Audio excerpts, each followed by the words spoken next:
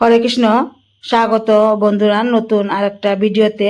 তো আজ তৈরি করলাম পাকা কাঁঠালের কেক। এই কেক এত টেস্টি হলো কি বলবো বন্ধুরা, একদম লোভনীয়, দেখতে অসাধারণ, খেতেও খুব টেস্টি। তো কিভাবে আমি পাকা কাঁঠালের এই কেক তৈরি করলাম, আপনারা অবশ্যই আমার এই পুরো ভিডিওটা দেখবেন। আর এই কেক তৈরি করা একদমই খুব সহজ, যে কেউ এই কেক তৈরি করে নিতে পারবে। তো এখানে আমি কাঁঠাল নিলাম, দেখুন এই বছরের প্রথম কাঁঠাল। তো কার কার দেখে একদমই লোভ হলো, জিভে জল হলো। আমার তো কিন্তু একদমই জল এসে গেল। তো আমি কয়েকটা কোষ খেয়েও নিলাম। তো কাঁঠালের কোষগুলিকে একটু চালিয়ে নেব। তো একটা চালনির মধ্যে নিয়ে নিচ্ছি, কাঁঠালের বিচিগুলি খুলে নিয়ে।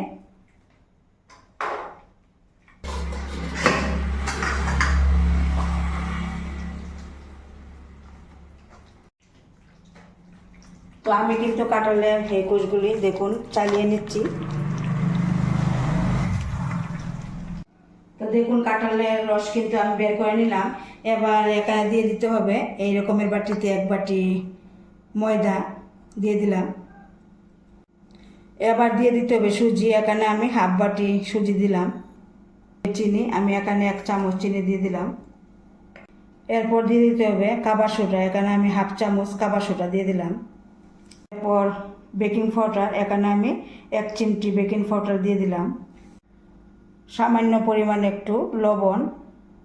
তো সব কিছু দিয়ে দেওয়ার পর হাত দিয়ে খুব ভালোভাবে মেখে নিতে হবে।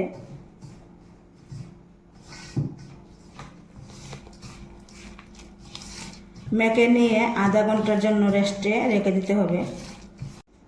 তো আধা ঘন্টা রেস্টে রাখার পর এবার চুলার কাছে চলে আসলাম। দেখুন এরকমের একটা পাতিল বসিয়ে দিলাম, আর এইভাবে একটা কাপড় বেঁধে দিলাম। তো এবার এই কাপড়ের মধ্যে এই মিশ্রণটা দিয়ে দেব।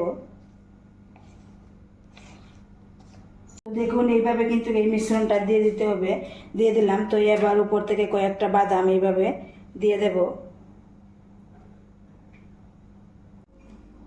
তো এবার ঢাকা দিয়ে রাখবো। আর এখানে 15 থেকে 20 মিনিট রান্নাটা করতে হবে, আর মিডিয়াম টু লো আঁচে রান্নাটা করতে হবে। আর ডেকের ভিতরে কিন্তু আমি জল দিয়ে দিলাম। তো 15 থেকে 20 মিনিট রান্না হয়ে গেল। তো এবার নামিয়ে নেব। তো দেখুন একদমই কিন্তু পারফেক্টভাবে হয়ে গেল। তো এবার নামিয়ে এরপর কিছুক্ষণ ঠান্ডা করে নিতে হবে। তো আমি খুলে নিচ্ছি।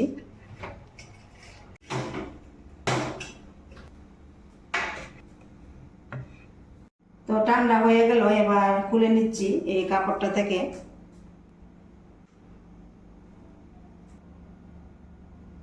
তো দেখুন একদমই কিন্তু কত সুন্দর হলো, কাঁঠালের যে কেক তৈরি করলাম একদমই কত পারফেক্ট হলো।